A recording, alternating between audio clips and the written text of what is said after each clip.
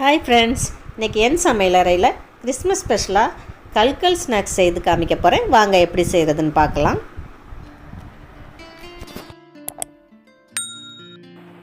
நான் 2 கப்பு மைதா எடுத்துருக்கிறேன். 500 கிராம்ஸ் இருக்கும். 2 table spoon butter, 1/4 cup sugar powder பண்ணி எடுத்துருக்கிறேன். 1 முட்டை எடுத்துருக்கிறேன். 1/4 டீஸ்பூன் பேக்கிங் சோடா எடுத்துருக்கிறேன். மைதா எடுத்த அதே கப்பில் 1/2 கப்பு ரவா எடுத்துருக்கிறேன். 1 கப்பு தேங்காய் பால் எடுத்து வச்சுருக்கிறேன்.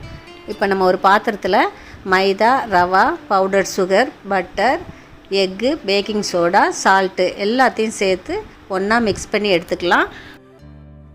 இதில் எக்கு பிடிக்காதவங்க அதை போட வேண்டாம்.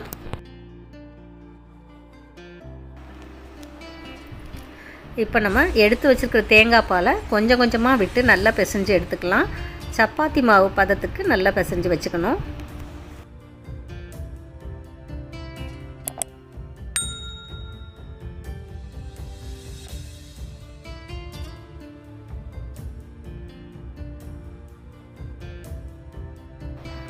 $15 மினிட்ஸ் இது அப்படியே இருக்கட்டும்.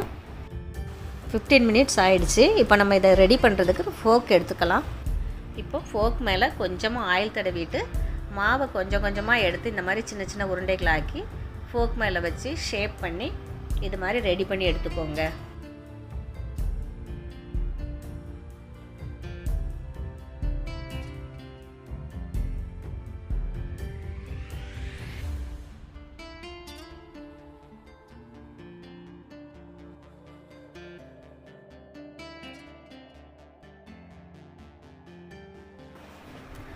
எல்லா மாவையும் இந்த மாதிரி ரெடி பண்ணி எடுத்துக்கலாம். இப்போ எல்லாமே ஷேப் செய்து எடுத்தாச்சு.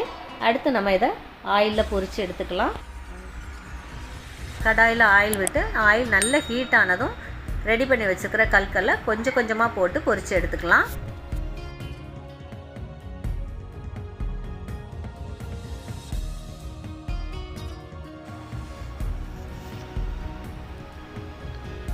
கோல்டன் ப்ரௌன் ஆகிற வரைக்கும் நம்ம ஃப்ரை பண்ணி எடுக்கணும்.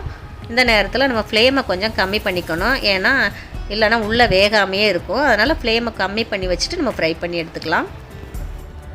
நல்ல கோல்டன் ப்ரௌன் ஆயிடுச்சு. இந்த ஸ்டேஜில் நம்ம எடுத்துடலாம்.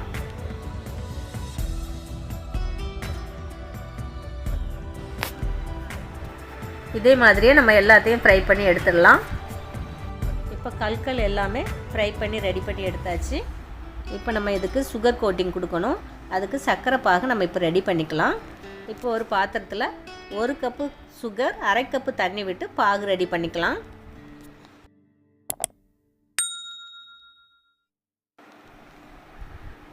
சர்க்கரை நல்லா கரைஞ்சி பாகு பதத்துக்கு வரணும். 1 கம்பி பதம் வந்தால் போதும். நல்லா கிளறி விட்டுக்கிட்டே இருக்கணும். இப்போ நம்ம சரியான பதம் வந்துச்சான்னு செக் பண்ணி பார்க்கலாம். அதுக்கு ஒரு பவுலில் கொஞ்சமாக தண்ணி எடுத்து சுகர் சிரப்பை அதில் விட்டு பார்க்கணும். சுகர் சிரப் அந்த தண்ணியில் கரைஞ்சிடுச்சுன்னா சரியான பதம் வரல அப்படின்னு நம்ம புரிஞ்சுக்கலாம். மறுபடியும் நம்ம கொஞ்சம் கிளறி விட்டுட்டே இருக்கலாம். இப்போ மறுபடியும் பதம் வந்துடுச்சான்னு நம்ம செக் பண்ணி பார்க்கலாம். இப்போ பாருங்கள், இதுதான் சரியான பதம். தண்ணியில் கரையாமல் அப்படியே இருக்குது. இந்த ஸ்டேஜில் நம்ம ஸ்டவ்வை ஆஃப் பண்ணிடலாம்.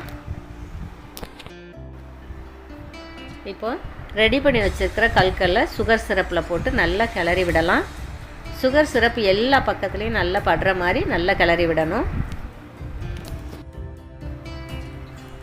நல்லா மிக்ஸ் பண்ணிவிட்டு 2 நிமிஷம் அப்படியே விட்டுடலாம். பாருங்கள், சுகரெல்லாம் நல்லா கோட்டாகி சூப்பராக வந்திருக்குது. இது ஒரு ஈஸியான ஸ்நாக்ஸ் ரெசிபி. ஃபெஸ்டிவல் டயத்தில் கூட நம்ம இதை செய்து பார்க்கலாம். நீங்களும் ட்ரை பண்ணி பாருங்கள்.